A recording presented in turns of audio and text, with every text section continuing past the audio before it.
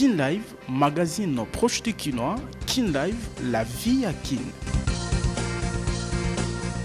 Ndenge ba FARDC ba mipesa kapona kobatela mobimba ya mabele ya ekolo ndenge Kin Live a mipesa mobimba nantina kopesa bino bansango elongo bani bandeko balandi boyi malamu bansango na mukuse yangoyo makama ya somo esalemi samedi ona Kinshasa sima ya mbula enokaki batu bakufi ba inondation esalemi pe banzela ebukani ndakisa balabala okito na Pigeon na commune ya Ngalema. Mokonzi ya mboka Félix Tshisekedi Tshilombo asilaki ko lancer initiative présidentielle ya kosukisa bokono ya VIH sida na bana kino 2030.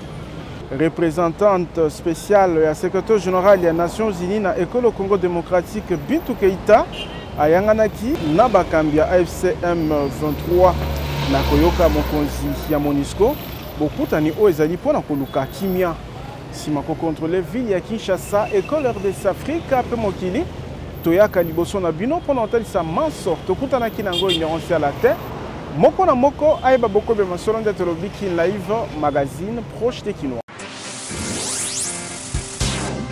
Kin Live, magazine proche du Kinois. Kin Live, la vie à Kin.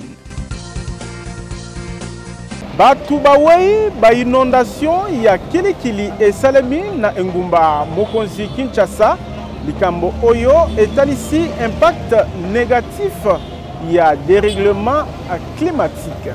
Batu zomi na sambo to 17 bawei na quartier Musei na commune ya Ngalema na balabala madimba zomi bawei kati na bango babebe mibale pe na balabala Congo batu sambo babungisi bomoi kati na bango bebe moko pe mwana ya 4 moko makama ya liwa oyo ekomeli bakinois kolandisama na bamire ebukanaki sima ya mbula enoki kobanda butu ya vendredi kobima samedi 14 juin 2025 banzoto ya bawei ekumbamaki na morgue kozelaka identification ya mutu moko na moko na lemba couple moko papa na mama babungisi bomoi ezalaki sima ya kokweya ya mire ya bavoisin na ndako na bango nde mire ya ndako wapi bazalaki pe kweyelaki bango na pongi atako mutango ya baorphelin batikali eyebani te kasi bakonzi ya leta bazali kokoba kosala ba investigation na bakartier oyo etungisami ba inondation ya makasi esalemi lisusu na bacommune ebele pe bakartier ebele ya capitale ekolo Congo démocratique bamai ya mike nyonso oyo ebwakaka na ebale ya Congo esili kozala inonde kobanda na mai ya njili kalamu mai ya mbinza pe misusu na eleko oyo Kinshasa esengelaki ebika saison sèche bakambi ya Metelsat batalisi ete tozali na risque ya kolekisa eleko oyo na mbula esengeli ba précaution ya solo ezwama mpona koboya sima ya mbula Kinshasa ekoma na matanga tolobi Tiboko yoka. Makama ezali kokoba kozala enregistré na engumba mokonzi Kinshasa sima ya mbula enoki samedi oyo batu bakufi ba inondation esalemi pe banzela ebukani ndakisa balabala okito na Pigeon na commune ya Ngalema. Mbula makasi enoki na engumba mokonzi Kinshasa uta désert ya Tongo samedi 14 juin 2025 ebuki eteni ya balabala okito na quartier Pigeon na commune ya Ngalema. Nzela oyo ezalaki deja na eta ya malamu mingi te uta basanza ebele ekoki soki mokete ko supporter pression ya mai. Nzoka eteni ya balabala oyo ezali mutu ya pamba te esengisaka Delvo na UPEN kasi etungisamaki na ba érosion na misala ya régie des eaux wapi batiaki batio kozanga kobongisa lolenge elongobani nzela ndenge ezalaka kobukana ya aveni okito ezali mbuma ya kosundola nzela kozanga makadam pe ekoma exposé kaka lolenge balabala oyo ebukani etalisi lolenge banzela ya capitale ekolo Congo démocratique ezali exposé na ba conséquences ya dérèglement climatique na pongi ya babebe oyo bakonzi balalaka na likambo etali kobongisa to entretien ya bavoirie secondaire boyeba ete na monga fula pe lokola aveni Kasai ekatani lisusu na biteni mibale population ya nzinga akomi kobika na bobangi tolobi Tiboko yoka. Mokonzi ya mboka Félix Antoine Tshisekedi Tshilombo ayebaki na kolancer initiative présidentielle pour na kobundisa bokono ya VIH sida na bana kino 2030. Asilaki kobwaka mbela oyo na libaku ya clôture ya 12e conférence de gouverneurs na ville ya Kolwezi. Sima mikolo misato ya misala makasi na ba atelier 12e conférence ya bayangeli bituka ekangaki bikuke na butu ya vendredi na bokambami ya mokonzi ya mboka Félix Tshisekedi. Ba recommandation ya ndenge na ndenge epesami na misala esalemaki na ba commission pe vice-premier ministre ya intérieur pe sécurité Jacques Chabani, rapporteur ya conférence des gouverneurs nde asalaki litangi kati na yango kobongisa bokambi na bituka kotia na misala caisse ya péréquation kokembisa ba structure ya santé pe stabilité à l'institution provinciale. Natina na yango ba président ya ba assemblée provinciale bazwaki ekateli ya ko favoriser stabilité ya bituka atako babosani etinda na bango te wana ye kolobela mama na likambo ya makita oyo etali mambi ya bokolongono. Mokonzi ya mboka Félix Tshisekedi atalisaki ete ezali na kati ya contrat social na biso pe ezali likunzi ya makasi pona cohésion nationale. Nantina na yango mokonzi ya mboka alobeli komipesa na ye pona kobatela bazeli na makoki te kovandisa bokokani na mabele ya mboka na kotonga société wapi bokokani ezali na kati ya batu pe kosimba na makasi elongo. Ezalaki libaku pona mokonzi ya mboka Félix Tshisekedi ya kolancer initiative présidentielle pona kosilisa VIH sida na bana kino 2030. Mokonzi ya mboka azwaki na libaku oyo ekateli ya kolandela ba recommandation epesami sima makita oyo emonisama na nzela ya misala oyo ezali komonana na suivi ya makasi. Plan ya suivi détaillé na boyokani na ba partenaire technique pe financier na supervision ya directeur ya cabinet ya mokonzi ya mboka. Milulu oyo ekutanaki na mokolo ya mbotama ya mokonzi ekolo Félix Antoine Tshisekedi Tshilombo. Bakonzi nyonso bazalaki na esika kobanda na premier ministre batombelaki Félix Tshisekedi mbotama elamu. Tolobi Tiboko Yoka.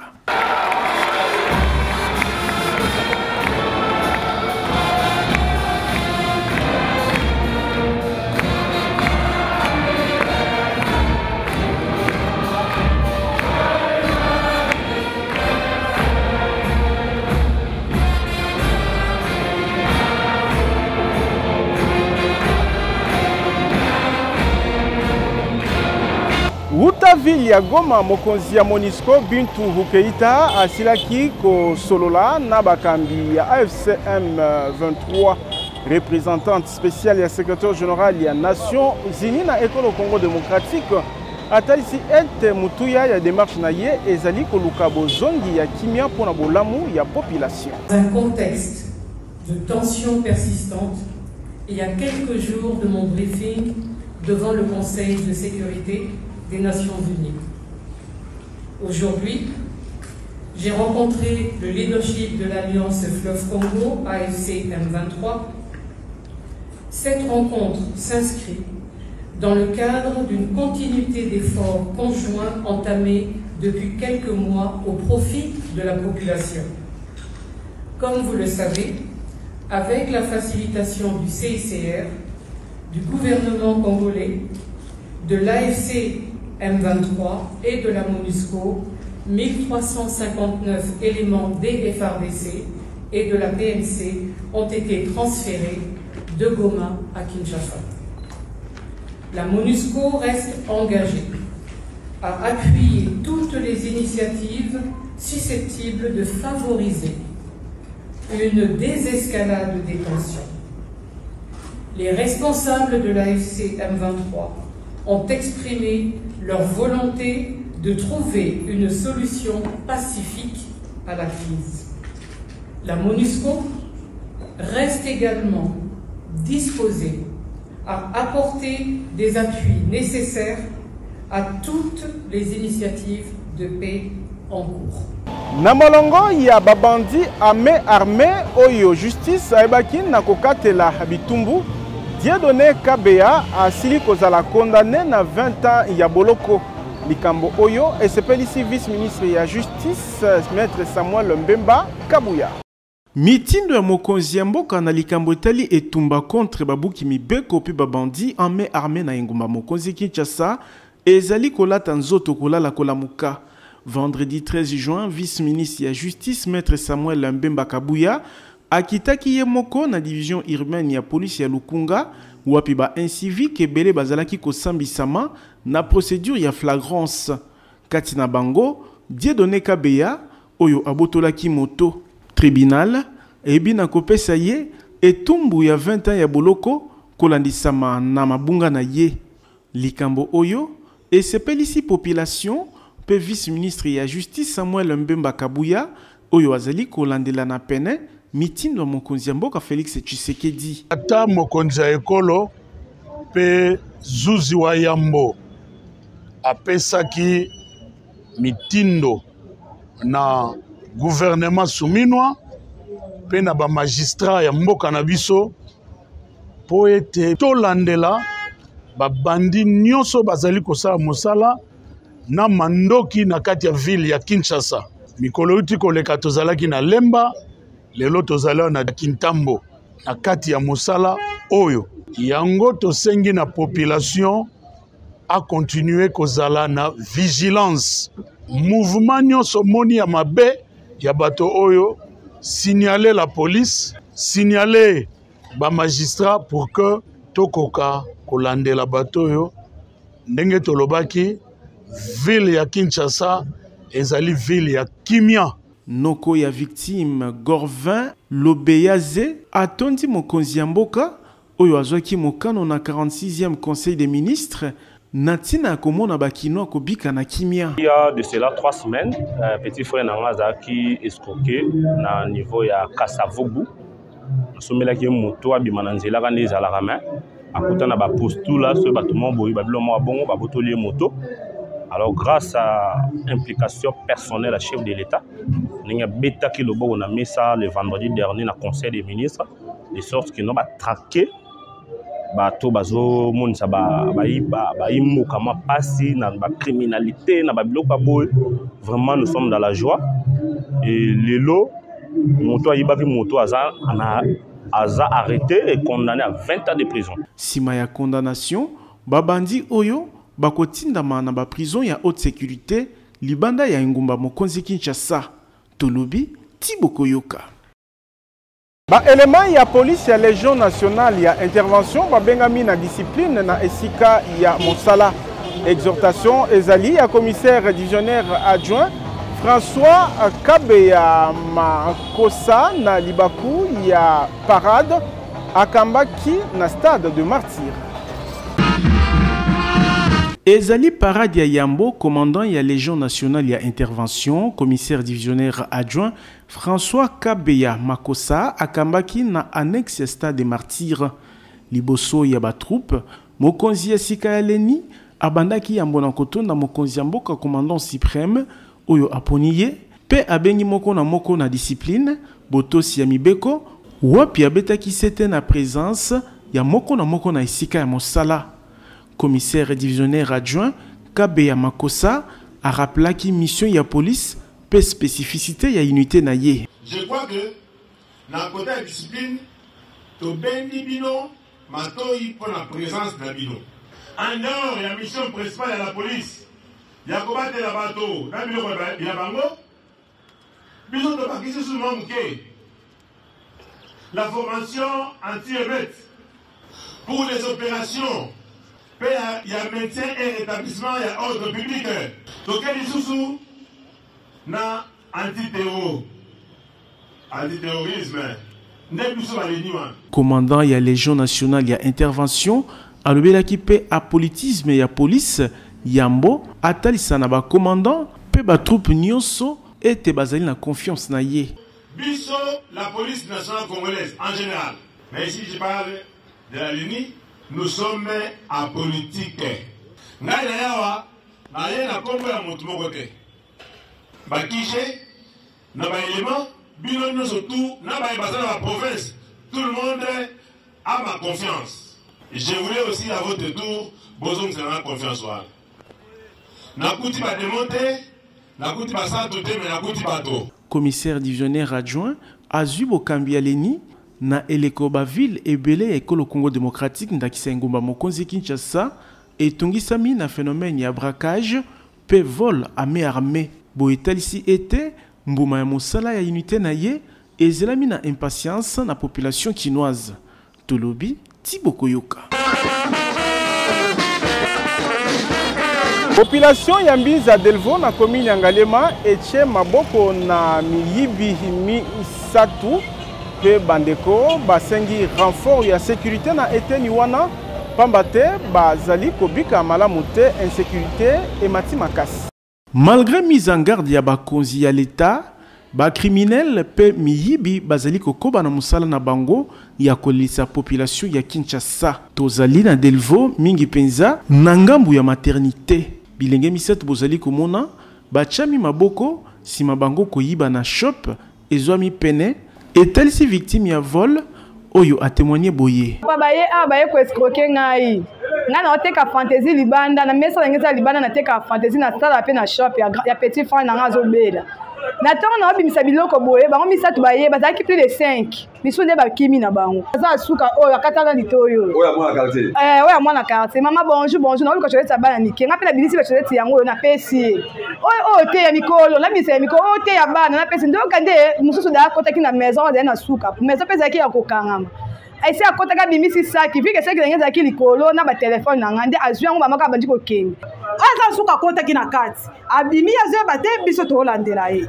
Ale tangu siko babimi biso siko yo totala bo oyo azala katkata ati mwindu wana ndaye osere budeza ngalobi budeza te ndeko la biso mususu to vanda ki naye alobi boko alobi mi makota keno ko sinale mirenga bi miria ba yibi yo bakuti na kati. Population ya eteni oya commune Ngalema bami leli pour insécurité et mati makasi na quartier veter. Donc mikolo au quartier toza kimiate. Donc au côté la batu ko boto la badwa mon la manzela oza mali bosote. Dernièrement awa papa miso boto boto le mon on a téléphone car na coin avenir bosuna. Donc koto bena kimeza te. Pour na ba témoin miyibi oyo ba uti kan luka. Boy ba été jeep ya police et ba kina ko récupérer miyibi oyo sima bango ko chama maboko na population. Tolobi Tibokoyoka. Poso mibale na ndambu ekoki uta Kovo Ingila, député national ya Kalakangama na ba service ya sécurité kasi atikala kozwa ata visite mokote. Jeudi oyo libota na ye ezalaki na la voix des sans voix wapi basengi libération na ye. Kotala lolenge ba enlèvement ekoma kilikili na Kinshasa, libota ya député national ya Kalakovo Ingila ebi na kota isa jeudi oyo likambo ya bokangami na ye. Na koyoka molonga na ye Caroline Ingila pe mama moboti na ye Léontine Lokopa na butu ya le 25 kobima le 26 mai na bangonga ya désert ba soldat ebele oyo balataki sokoto ya ba garde républicaine mususu ya police pe antenne civile oyo bamitalisaki lokola batu ya présidence kozanga kotalisa ata mukanda moko bakotaki na lopango pe bakangaki député national ya Kala Kovo Ingila. Uta mokolo yango, nsango na ye batikala kozwa te pe asamba te. Avocat ya victime Maître Serge Mayamba, mwasi na ye Caroline Ingila, pe mama moboti na ye Léontine Lokopa, basengi na mokonzi ya mboka Félix Tshisekedi, libération ya Kovo Ingila. Ma consternation et mon chagrin a pris place dans mon cœur.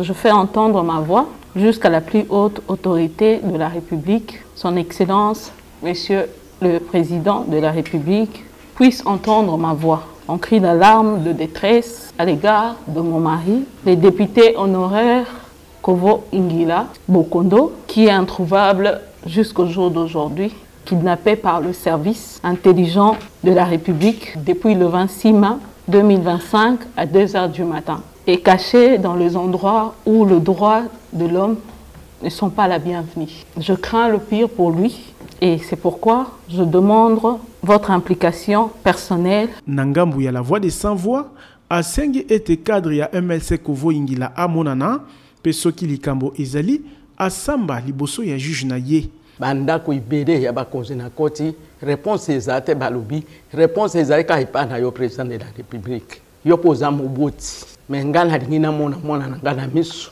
nangi namona mwana na ngai namona mwana na ngai namona ye nayoka ye 18 jours eza ibele président de la république mwana na ngai asali nini asali eloko nini likambo nini oyo bayebaka te oyo bayokaka te oyo barepondaka te eza nini boyeba ete wuta bokangami na ye ata membre ya famille to avocat moko te atikala komona ye tolobi ti bokoyoka IGF bengi population na vigilance sima police ya jemi na échangeur kocha maboko na arnaqueur oyo azalaki ko se présenter lokola informaticien ya IGF pe aibaki na ko recruter batu moyennant $100 américains. Comme ici précisément au Jemi Centre Échangeur qui est commandé par le colonel Boloko Bolanyama, nous avons appréhendé un escroc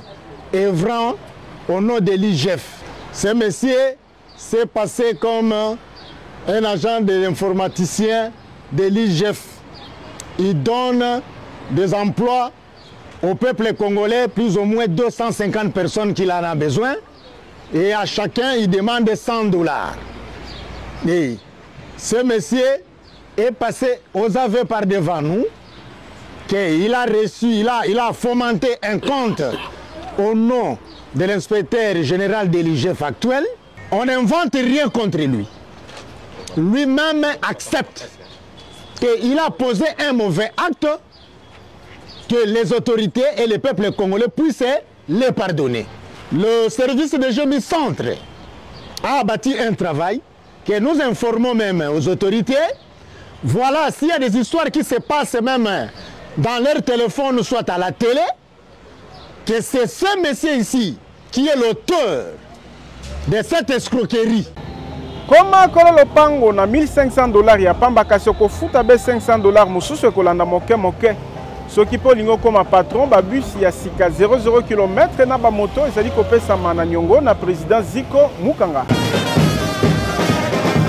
Bolingo ya Congo pe ba Congolais ndezali ko caractériser ba action sociale pe philanthropique ya président Ziko Mukanga makila Lumumba o alingi ko mona lisusu locataire pe mobola te na Kinshasa. Koko mankolo lopango ezali lisusu lixité pour président Ziko Mukanga a soldé lopango ya 20/20 na $1,500 oyo kuto kofuta $500 ya pamba mususu ekolanda moke moke tala ba kinois pe ba congolais o batimba na ba quartier Mukanga 1 na commune Ntiele pe quartier Mukanga 2 na Menkao na commune ya Maluku pona kopona lopango na ye grâce ya opération koma kolo lopango awa kotonga ndako ezali na facilité pour nyonso eza sur place ba dépôt ya ciment ba dépôt ya mabaya ya ba barre de fer ya ba tol pe ba forage pona kozwa mai ezala ba groupe électrogène ya mbiji pona kosunga misala na bino etambola na lombangu nil par ailleurs na quartier Mukanga de paysage ezali awa lokola kaka na Ottawa na Canada mopepe kitoko mokonzi ya bawewa nyonso ya RDC amemeli bino opération comme patron ba bus Mercedes Force ya sika 00 km ezali kopesama na $30,000 ya pamba kasi okofuta be $10,000 mususu kolanda moke moke moto ya 2 pneus na $1,300 avance $400 moto ya 3 pneus na $4,500 ya pamba avance $2,000 ozwi moto na yo mususu kofuta moke moke bongo pona ko améliorer social ya population Ziko Mukanga makila Lumumba asali 300 hectares ya bilanga pe ebele ya maziba ya mbisi pona kolesa peuple congolais poisson Ziko Mukanga na moins cher olingi o bénéficier na ba avantage nyonso oyo président ya ANIPTNC apesi bino adresse ezali moko numéro 42 ya avenue Victoire na deuxième niveau ya galerie infra quartier Kauka na commune ya Kalamu tolobi Tiboko Yoka.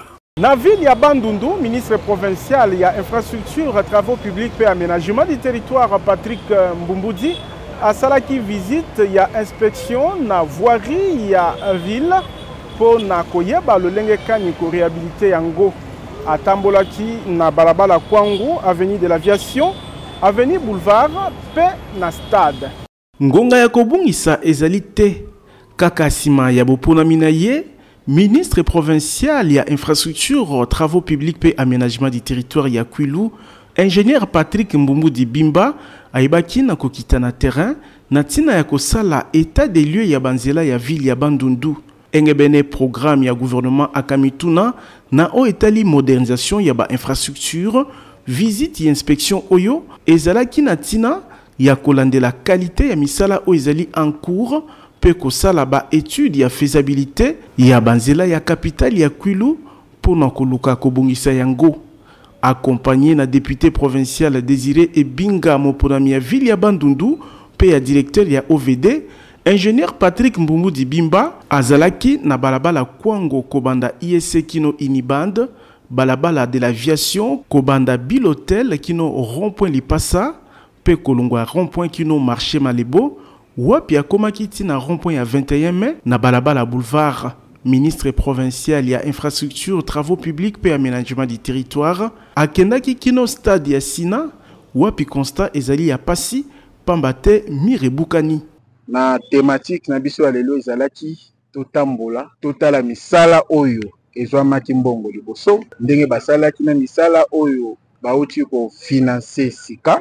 Na kotala banzela nini oto ko sala to epsa gouverneur ke état oto moni banzela na biso sengeli to luka moyen ya ko réhabiliter en malheureusement tango to tambole constat na biso zali pena ya sécurité oto moni ville na biso ya Bandundu ezana problème majeur ya réseau routier na kanisi kotambola na zali pona pesa rapport na gouverneur oto ba comment ko réhabiliter ko sala lobbying pour province na biso moko tokoka kozwa financement ya biloko nyonso totalité mais ko luka lobbying ni to ko sala po tozwa quand même financement ya ko réhabiliter. Puis je sais que bato mingi ba na doute mais ngana na wonde make na bolingo au gouverneur azanango pe volonté o tozo pesa biso to ko relier les deux routes des universités to uti pe na stade na biso ko tala plus ça toujours na domaine infrastructure mais to ke mona pena que stade et où meli moi mingi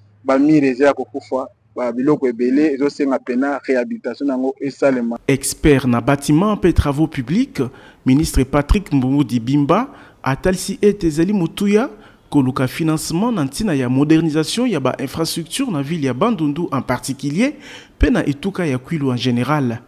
Tolobi Thibaut Koyoka. Kotanga na mikili ya poto komi facile pour na bayekoli ya École Congo démocratique na bokasi agence de voyage Tour du Monde Service où ezali ko faciliter inscription pe visa d'études. Je suis dans l'une des universités catholiques d'ailleurs. Kotanga université na poto ezala na ba institut technique et komi pété po na bana ya Kinshasa pe ya RDC. Pambate mokonzi agence de voyage Tour du Monde Service azalaki na ba différents pays ya Europe ndakisa France, Belgique, Italie, Suisse pe misusu pour na ko signer ba protocole d'entente na ba différentes universités ya bamboka o ya Europe pe ba institut technique na tina ko faciliter bilenge ezala ba ya école secondaire olingi okende kotanga na poto sans risque ya ko se faire escroquer. Adresse ezali moko agence de voyage Tour du Monde Service po awa okosala choix université yo moko pe agence et ko faciliter yo na ba démarche pour na inscription pe obtention ya visa d'études. Soki omonaki pasi na kala lelo temes mobiki si aye kosunga yo mwana ya Congo olingi kotanga na poto okende kosala ba études na yo na pete ezala ba bourse d'études possibilité ya kozwa yango pe ezali spécialisé dans ko faciliter ba démarche pour na visa. Temes ezali kokoba kufungola champ bino ba yebolingi kokende États-Unis, Canada pour na ba raison ya tourisme pe misusu. L'agence la plus crédible TMS ezali kokoba na mosala ya kosunga ba congolais. Tozali na numéro 5151 ya balabala Kasavubu, quartier Matonge 1 na commune ya Kalamu.